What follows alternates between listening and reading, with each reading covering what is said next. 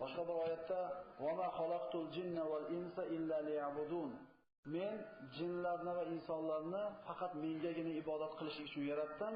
Ulardan rizq so'ramayman, balki ularning rizqlarini men o'zim yetkazaman dedi. Mana rizq haqida gapiradigan darslarimizni davom etkazadigan bo'lsak, bugungi birinchi suhbatimiz mana shu kitobning bir tamhidi hisoblanadi. Kitob yozgan muallif o'zini kitobini boshlar ekan, quyidagi so'zlar bilan boshlaydi.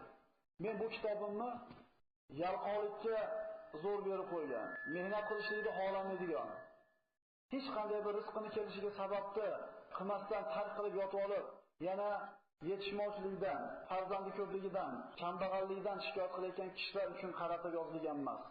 Balki bu kitob qo'lidan kelgan rizqini sababini qilib, rizqini oyning oxiriga borganda yetarli narsani bola chaqasiga topib bera olmasdan o'ylanayotgan kishilarga qaratib yozilgan deb marhamat qiladi.